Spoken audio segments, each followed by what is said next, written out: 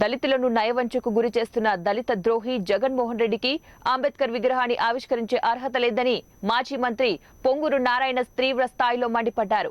దళితుల్లో పెరుగుతున్న వ్యతిరేకతను దారి మళ్లించేందుకే అంబేద్కర్ విగ్రహం పేరుతో మరో వంచనకు పాల్పడ్డారని దుయ్యబట్టారు. మంగళగిరి టీడీపీ కార్యాలయం వద్ద శుక్రవారం కోడికత్తి శ్రీను కుటుంబ సభ్యులు చేపట్టిన ఆమరణ నిరాహార దీక్షకు మాజీ మంత్రి పొంగూరు నారాయణ సంఘీభావం తెలియజేశారు. గత ఎన్నికలకు ముందు విశాఖ ఎయిర్పోర్ట్ లో సీఎం జగన్ పై కోడి కత్తితో దాడి చేసిన ఘటనలో శ్రీను జైలు జీవితం గడుపుతున్న సంగతి తెలిసిందే. గత 5 ఏళ్లుగా ఆయన విశాఖ జిల్లాలోనే మగ్గిపోతున్నారు.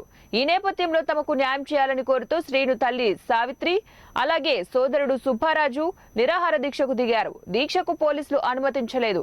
దీంతో వారికి అండగా MLC Chiranjeevi, TDP polit bureau సభ్యులు వర్ల రామయ్య, మాజీ ఎమ్మెల్సీ అశోక్ నిలిచారు. వారి మద్దతులో కోడికత్తి శ్రీను తల్లి సోదరులు మంగళగిరి టీడీపీ ఆఫీసులో దీక్ష చేపట్టారు.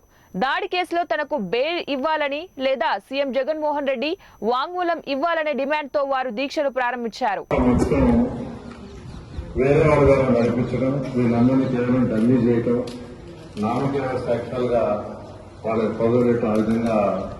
ఈ ప్రభుత్వం రన్ చేస్తూ అనేక మంది మీద అత్యాచారాలు ఈ విధంగా చేస్తూ ఏదైతే తెలుగుదేశం ప్రభుత్వం ఆ రోజు దళితులు చేసిన 5 సంవత్సరాలు చేసినవి కూడా అన్ని తీసేయడం జరిగింది.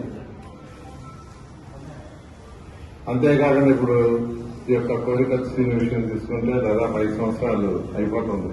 ఇంతవరకు బెయిల్ రాలా. నిజంగా ఇప్పుడే అశోక్ బాబు చెప్పినట్టుగా ఈ ప్రభుత్వం ఏ లోపల కానీ బెయిల్ వస్తే అది ఇంకా మంచిది. ఈరోజు